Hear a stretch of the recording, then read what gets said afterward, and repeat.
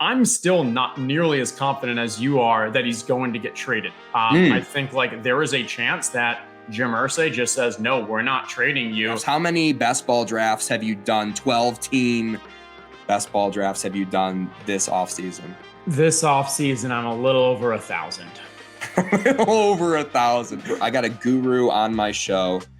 We just did a massive draft. So I would like you to maybe grade my draft for me. Do you mind doing that? Let's do it. Okay.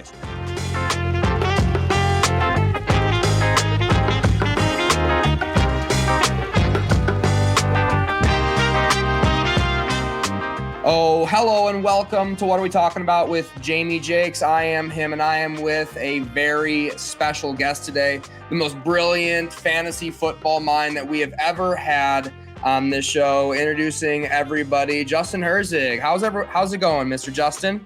I'm doing well. I must not be the guest that you were planning on bringing on after that introduction, but hopefully I can fill in his shoes. Yeah, well, we are very excited to have you on the show. We were just talking about something that you would like to promote. It's called TOC. It is a kind of fantasy football style trading card, like online NFT situation. Can you tell us about it, Justin? Yeah, happy to. So actually, zero NFTs, no blockchain. It's just digital trading cards. Kind of think more of like a Madden style where you collect the cards, but here you're playing on a fantasy football style. So you open packs, you play those cards in free contests each week. We had this jersey I'm wearing is actually from when our first year we had a live final at the Miami Heat Arena. But now it's a fun thing. And the relevance right now is on Tuesday. We're going to have free packs. So if you head on over to otmnft.com, you can claim your free pack and play all year for free. And it should be fun. Nice. Yeah. Thank you for telling us about that. It's something that you definitely educated me on, as well as several other things in our short time knowing each other. I think you put out a Twitter post at the time. It was, I think, still Twitter. And you said, hey, like I'm not turning down any podcast invites. So I said, hey, I really respect what you do online. So tell us a little bit more about your background in terms of just like standard fantasy football stuff that we are very familiar with. Yeah, no, I appreciate that. So my life has been, I've always been heavily into the sports space. I've worked for sports agencies when I was in college, and then kind of had the opportunity to go to the sports agency route or go kind of sell out, go more corporate. I went corporate, went banking.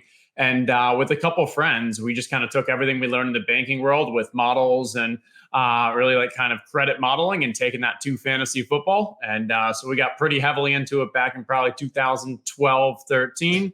And then you've got the best ball side of things has really grown in the past few years. And that's kind of become my niche and specialty.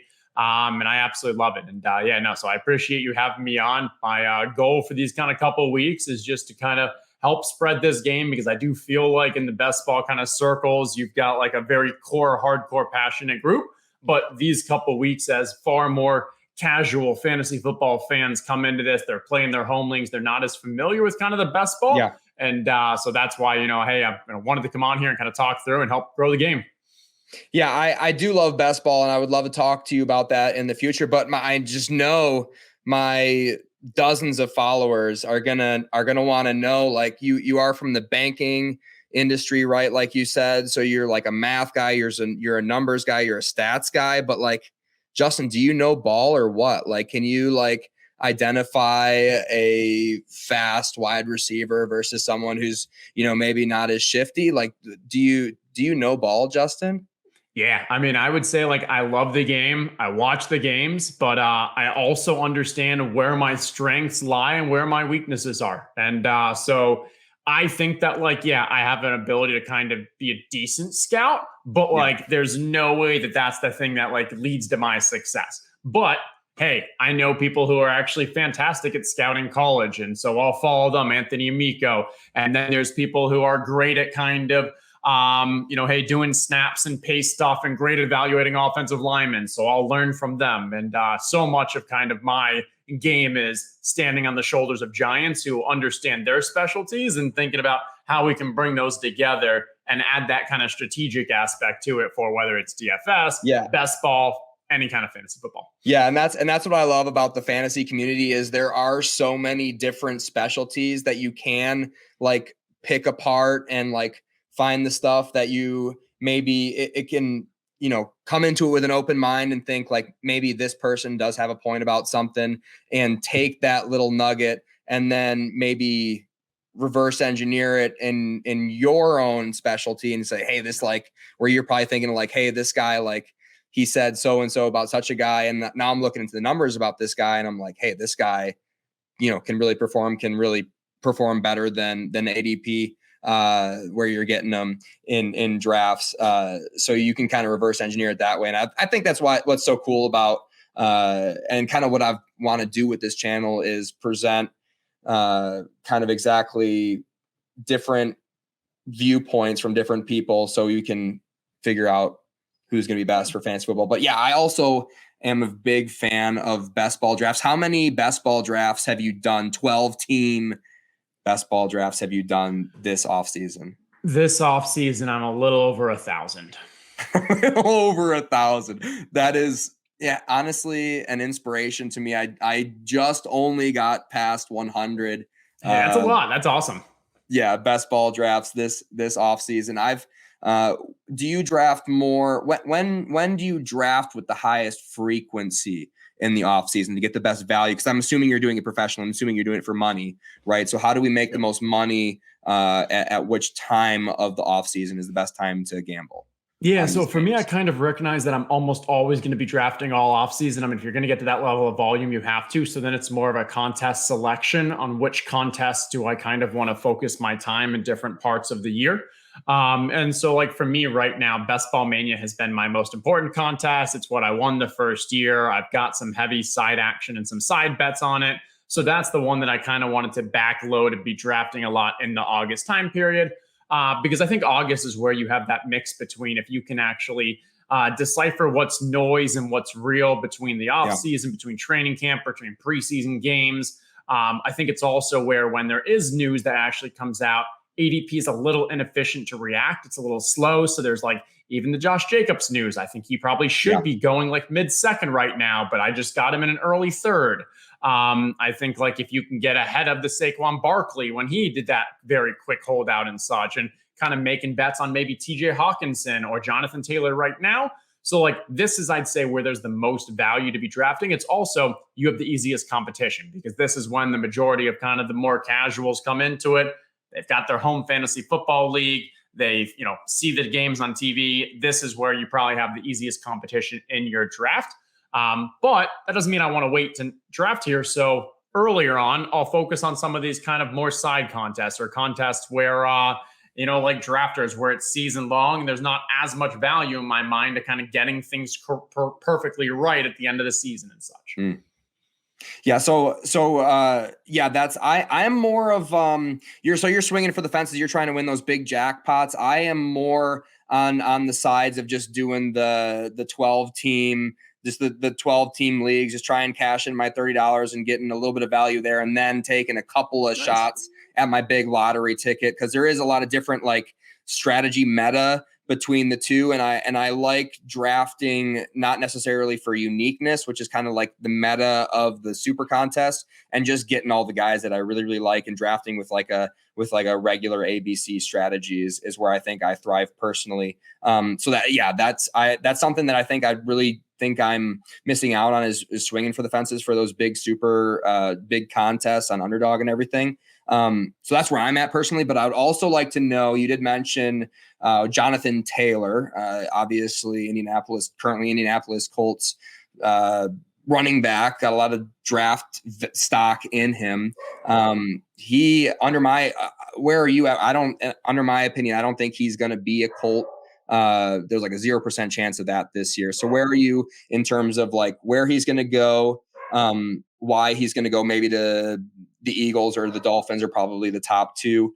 And what does that mean for his draft value going forward? And why do we either bet against him or bet for him right now in best ball drafts? Yeah, so for you, Jonathan Taylor, I've been mostly off of him for the summer when he was going kind of late second, even early third. Because as a Colt, I think like even though he's going to get a ton of value, he's not getting high value. I mean, volume. He's not getting high value touches. Anthony Richardson didn't throw to his running backs much in college. We shouldn't expect that now. When he's in trouble, instead of dumping it off, he's going to run. It's just a safer, it's a more effective play. Around the goal line, Anthony Richardson's going to actually steal touches from Jonathan Taylor. He may actually be the better back there. So, and then is Anthony Richardson actually good? So the offense might struggle to actually score. So, like, if Jonathan Taylor stays in Indy, I think it's a really bad situation. And that's why I've been mostly fading. Then, as he started falling to kind of mid, late third, that's when I've started scooping up some shares because I think, you know what? Maybe I'm wrong, and I at least want to get some cheap choices on him. So at least from like a strategic aspect, comparing against the other teams. So, okay, so I got a little filled my bags there, but more so now, I think it comes down to: do you think he's going to get traded? I'm still not nearly as confident as you are that he's going to get traded. I think like there is a chance that Jim Irsay just says, no, we're not trading you, even though we got whatever this offer might be. And you either play or you don't, and just kind of hardball. I don't know. I also think like these announcements about like the second and like that they're going to give him a contract extension. I'm not sure how much I fully buy this because like even with the Dolphins, they didn't have their first or I think a third and fourth this year. They're already like in some cap trouble. They only offered Dalvin Cook $4 million.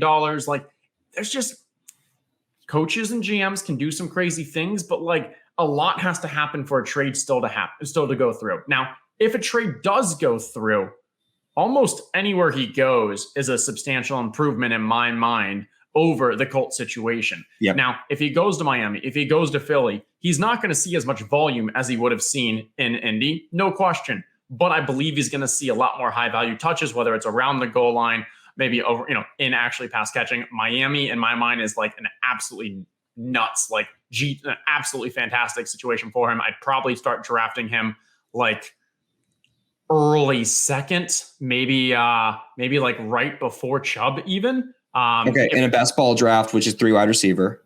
Yeah, or best ball fantasy, like pretty similar. Yeah, but like I think like that's where his upside is, and so right now, if I can get some value on a late third, I'll do it just because of that possibility he gets traded. But for the most part, like it's a cautious situation. Okay. Yeah. So that's something that is really exciting about best ball is in real time, you can take gambles on certain players, or you can let other players gamble on people that maybe you don't believe in. I think probably in this offseason, one of those guys that's like a big gamble and a big maybe fade would be Calvin Ridley. Maybe we're expecting him to be the number 1 wide receiver over there in Jacksonville. So if you have an inkling on a player, if you have a feeling about somebody, best ball is great for being like, hey, it is whatever, it's August, and I believe this about this player and it's not going to happen yet. And instead of just arguing with my friends over it at the bar or on X or on Twitter or on TikTok, I can just put my money put my $3 where my mouth is and back some players that I really, really believe in. So that is the really beautiful part about Underdog and about best ball fantasy football that I really like, which brings me to I got a guru on my show. We just did a massive draft in my right where we are in our studio. We had like 6 people in here. So I would like you to maybe grade my draft for me. Do you mind doing that? Let's do it. Okay. So there is some things you need to know. There's 1 quarterback, 2 running back, 2 wide receiver, a tight end, a defense, and 1 flex spot. Okay. So that's going to be important for you to know. I only have 1 flex spot because you'll see why that's important in a second. I don't want to give you any tips or I don't want to sway your you went 4 heavy running back or 4 heavy wide receiver. Yeah. It is point per first down, 1 full point per first down. It is 1 full point per reception, and it is a 6-point passing touchdown league, -3 for an interception for your quarterback. Defense is pretty much standard through that. Okay. So now can you see this draft board? I can. Yep. I see Terry at the perfect. very top left. Let me minimize it very quickly to find where I'm actually at. So here's my draft. I'm drafting from the 8th. The other last thing you have to know about this is that we have a keeper league. And for our keeper league, you keep that man where you drafted him -1 round before. So last year I drafted Chris Olave with the 9th pick. So this year I keep him with the 8th pick. Okay. So with that in mind, I took Bijan, Josh Jacobs, and Jahmyr Gibbs for the Detroit Lions with my first 3 pick, knowing that I have one wide receiver, Chris Olave, stashed for me in the 8th round. Justin, how did I do with my first 3 draft picks in this league with point per first down? Yeah, I like it. I mean, based off that scoring, running backs are heavily inflated from a value wise. You're probably going to be starting a running back in the flex just about every week. So getting those kind of 3 core guys, I think is great. I think the guys that you got, Gibbs is probably going to be someone who maybe doesn't move the chains as much from a first down standpoint. And like he may take a little longer to develop because I think Dave Montgomery will have that, have a substantial role. But I think, Bijan and Josh Jacobs are great fits for this format. Absolutely love it. So I think it's a strong start, and I like what I'm seeing with the wide receivers as well. Yeah, thank you. So Jahmyr Gibbs, my take on him is I think Jahmyr Gibbs and Bijan's ceiling is a lot more similar than a lot of people like to believe.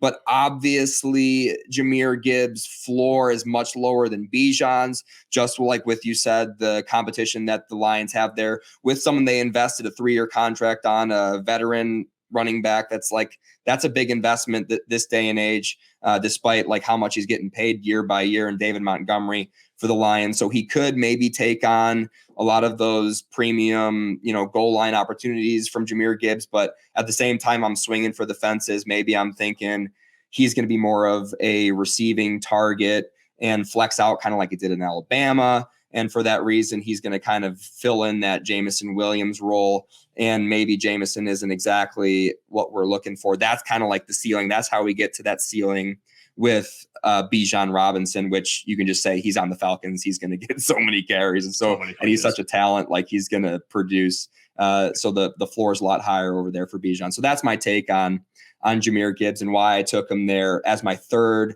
running back when he's probably going to start flex for me every year. So I do acknowledge that was a bit of a risk, but I like what I did there because in this 12-team league, I'll touch on here too. Keenan Allen, Christian Kirk, and Tyler Lockett, all 3 back-to-back to pair with my keeper Olave, who will come up in the 8th round. These are depth pieces, so I'm not even going to be able to start Christian Kirk week 1 because I'm probably going to start Gibbs week 1 in my flex in this format. How do you think I did strategy wise here? And what do you think about these individual players, Keenan Allen, Christian Kirk, and Tyler Lockett? Yeah. So the first thing I would say before we can go to that is the other players in the league kind of drafting QBs where they were is kind of preposterous. Justin Herbert going at the beginning of the 2nd round, Trevor Lawrence in the 2nd round as well, even though with the different structure of the 6th for a TD -3 for interception, they should not be going anywhere near that high. So I think just stacking up, literally Josh Jacobs versus Justin Herbert is just extremely unbalanced. So waiting on QB when the rest of the league is doing that makes a lot of sense. I think guys like I see here, Rodgers, Cousin, those kind of pocket passers are pretty good for this scoring system as well. I don't even see Daniel Jones, so he must be in that next round below there. I don't know, maybe you got him as your 2nd QB as well. But no, I like this. And again, this format means because you're only starting 2-2 in a flex, you really want to kind of have strong players at kind of the elites and really be playing for upside. So even as you go forward, I think hey, 4 wide receivers is a solid amount. You're going to have buys, you're going to have injuries. And now I'd be going pretty heavily on trying to find a tight end breakout as well as some running backs for when you get an injury or, spot starts. Yeah. So I don't want to spoil it for you, but this is a 14-round draft. So we are going to go roll on down. And so I did have a conundrum here with who I was going to take at this 7 spot.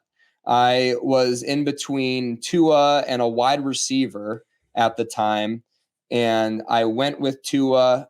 I'm planning on, obviously, him starting 17 games this year, staying healthy, where I'm drafting him here. Another home run guy. I'm a big risk taker when it comes to strategy. I want to hit home runs because home runs are what's going to get you first place, and we're not trying to get we're not trying to get fourth place. We're not trying to be above average. We're trying to hit home runs. We're trying to count on guys who maybe will outperform what they did last year, and guys that we've seen early on in the season play extremely well. Chris Olave as my keeper, and Geno Smith as honestly kind of like a safety pick because I was a little bit nervous with Tua. I got Geno in this format in particular. He was number 5 in quarterbacks last season. He got an added weapon in wide receiver number 3. Say it with me, Justin Herzig, Jake Bobo. And number 4, Jackson Smith and Jigba. So it can only get better over there in Seattle, in my opinion. And yeah, how did I do with maybe these 4 picks all the way down to a guy I was really excited to fall to me there, a guy I was considering taking in the 7 spot, Jahan Dotson, maybe will edge out a number 1 role for Washington as wide receiver.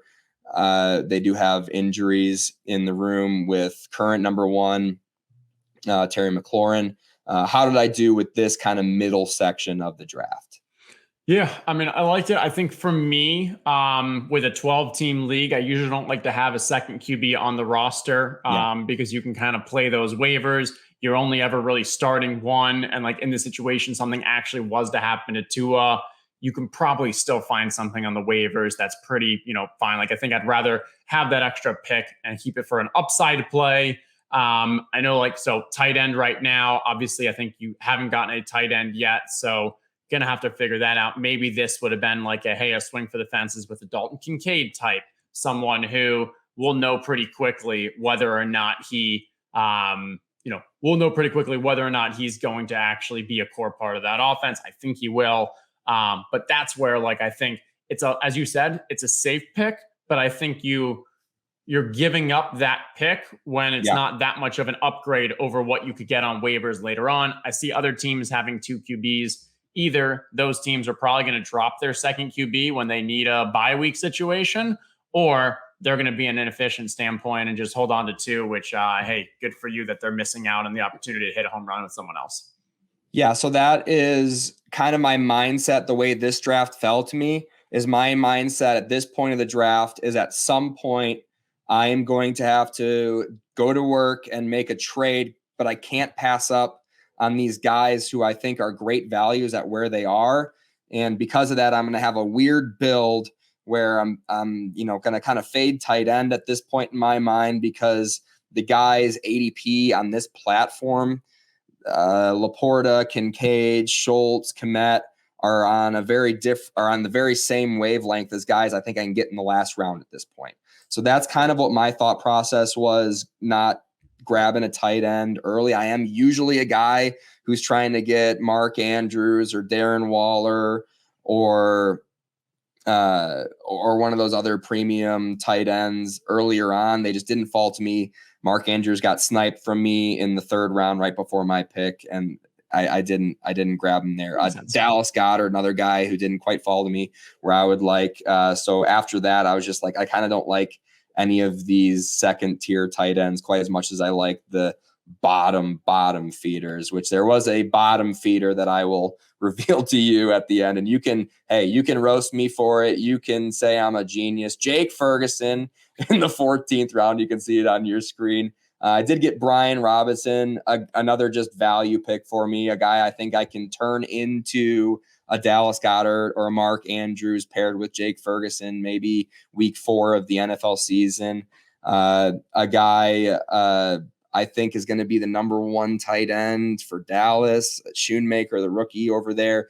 Ferguson's also a young guy, 24 years of age, but seems to be the number 1 in Dallas. So I'm going to be streaming. I also had Juwan Johnson and Taysom Hill who are currently free agents. So guys like maybe one of those guys hit, and I just go ahead and grab them off of waivers after the first week of the NFL season. Courtland Sutton, another guy I think we probably need to be drafting a lot of right now, just with all the injuries in Denver. What if it does work there with Russell Wilson or whoever's throwing the ball there? Courtland Sutton, a guy who I think we're kind of underdrafting right now just because he's Courtland Sutton. But he's just an opportunity machine and a guy that you're going to get super late. Washington Commanders, they're playing the Arizona Cardinals in the week 1 of the NFL season. So that is why I drafted him there. How did I do finishing out this draft, Justin? I like it. Definitely Jake Ferguson has some upside. And again, it's one of those players where all the signs point to him being an every down tight end. We'll know pretty quickly what that looks like.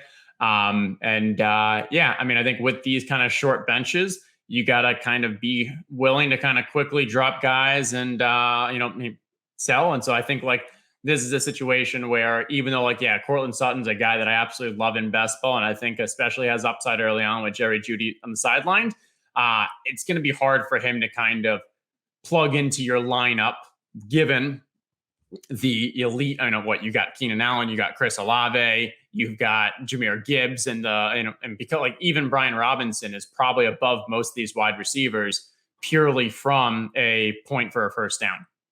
So I like it though, and I think it's a good draft. I think honestly, I think you're going to be dropping Geno pretty quickly when you realize that hey, you're starting Tua and you need some additional depth. But overall, I think it's a good draft. No, Justin, we have IR slots, so I'm gonna get really lucky and just get a good injury early on. So that's where the Geno roster spot's gonna fit. Thank you so much for your time. I really appreciate it. I'm really excited to get this video out to everybody.